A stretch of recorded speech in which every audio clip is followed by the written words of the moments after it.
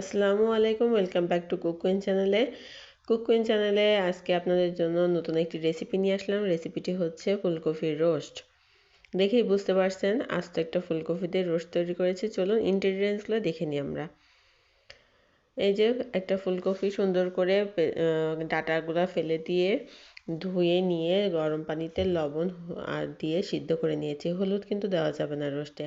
এখানে ring ring করে পেঁয়াজ কেটে নিয়েছি। এখানে সব গোটা মশলাগুলো নিয়ে নিয়েছি, কাবাব চিনি, ছোটো এলাচ, বড় এলাচ, লবঙ্গ আর দারচিনি।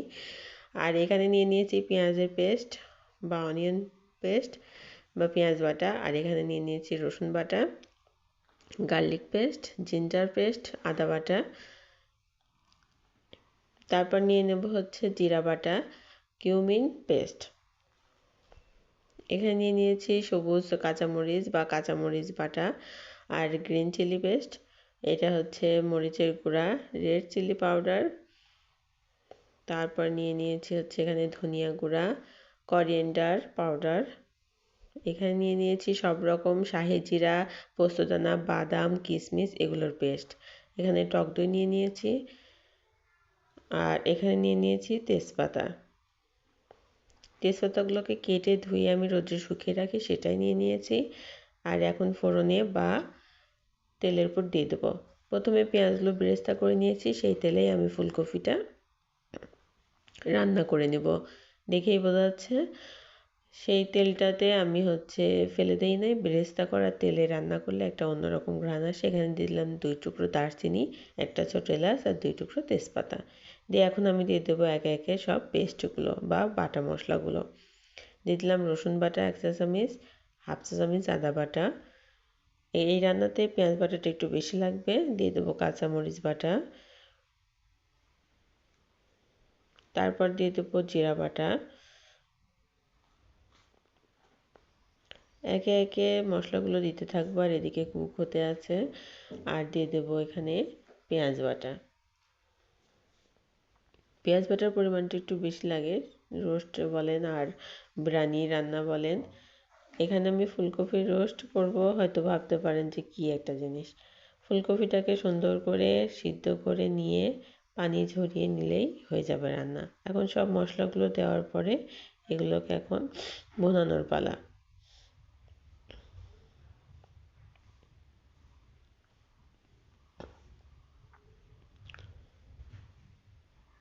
এই যে এখন আমি এগুলোকে ভালো করে মিশিয়ে নেব, একটু কুক হতে দিচ্ছি।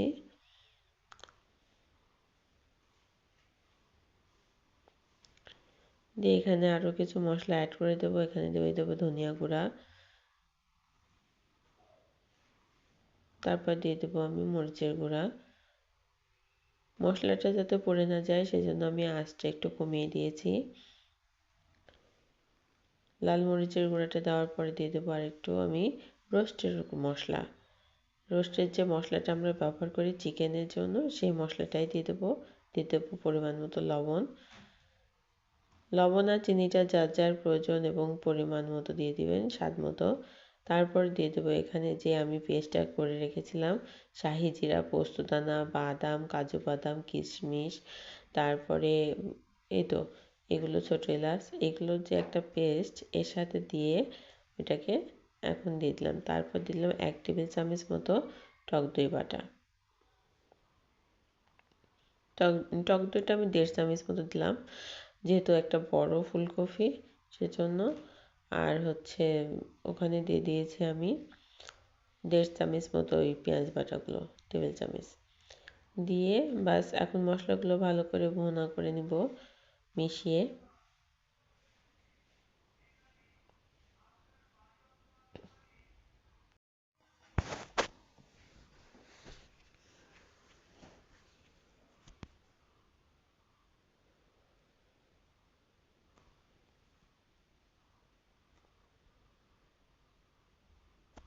এখানে একটু পানি দিয়ে মশলাটা ভুনা করে নেব। টক দইয়ের বাটিটা ধুয়ে পানিটা দিয়ে দিলাম আমি, দিয়ে একটু নেড়েচেড়ে ভালো করে মিশিয়ে নেব মশলাটা, যাতে কোনো দানা না থাকে টক দইয়ের বা এর। যদিও ফেটানো টক দই ছিল তারপরেও।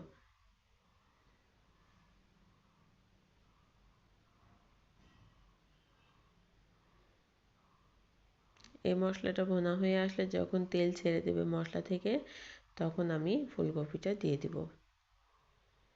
ততক্ষণ পর্যন্ত আমি মশলাটাকে বারবার নেড়ে চেড়ে ভালো করে ভুনিয়ে নেব বা কষিয়ে নেব।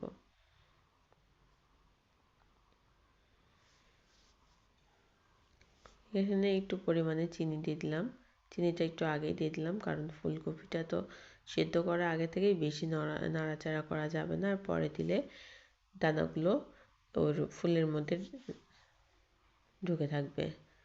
এই জন্য আগে থেকেই দিয়ে দিলাম যাতে পুরো মশলাতে মিশে যায় এবং ফুলকপির কোনো জায়গা যাতে বাদ না থাকে। এখন আমি ফুলকপিটা দিয়ে দিলাম, শুদ্ধ করা ফুলকপিটা উঠিয়ে রেখেছিলাম সেটা দিয়ে দিচ্ছি। দিয়ে আমি মশলাগুলো একটু চেষ্টা করছি উপর দিয়ে দেওয়ার, যেহেতু অনেক বড় ফুলকপি এটা নড়ানো খুব ঝামেলা। তারপরেও আস্তে ধীরে আমি চেষ্টা করব উল্টে পাল্টে রান্নাটা করে নেওয়ার। অবশ্যই এটা শীতের ফুলকপি ছিল, এত সুন্দর নরম হয়ে গিয়েছিল যে অল্প 2-3 মিনিট সিদ্ধ করেই। আপনারা অবশ্যই গরম পানি থেকে উঠিয়ে রাখবেন, না হলে বেশি সিদ্ধ হয়ে যাবে, আবার কম সিদ্ধ হলেও কিন্তু খেতে মজা লাগবে না। এই যে আমি ফুলকপিটা দেখার সৌন্দর্যের জন্য পাতলা যে ডাঁটাগুলো থাকে ফুলকপির সাথে সেগুলো রেখে দিয়েছিলাম, কচি যে ডাঁটাগুলো একবারে থাকে। এটাকে বেশ একটু জোরে আঁচ দিলেও আবার হয়ে যাবে, লো টু মিডিয়াম আঁচে আমি কুক করে নেব।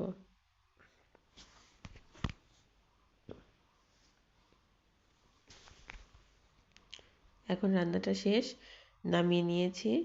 এখন বেরেস্তা ছড়িয়ে দেবো উপর দিয়ে। দেখেন কি সুন্দর নরম হয়েছে, ফুলের কোয়াগুলো নিজে থেকেই খুলে খুলে যাচ্ছে। আর এখনই আমি কেটে দেখাবো কতটা নরম হয়েছিল ফুলকপিটা। আর এই ফুলকপির রোস্টটা আপনার রুটি, পরোটা, পোলাও, বিরিয়ানি সব কিছুতেই খেতে পারবেন। এই যে কতটা নরম আর হলে চামিচ দিলেই খুলে আসছে। আর খেতে যে এত মজা হয়েছিল, এত সুস্বাদু হয়েছিল, যারা ডায়েট করেন তারা চিনিটা অ্যাভয়েড করে দিয়ে শুধু এরকম রোস্ট করে নিয়ে হালকা মশলা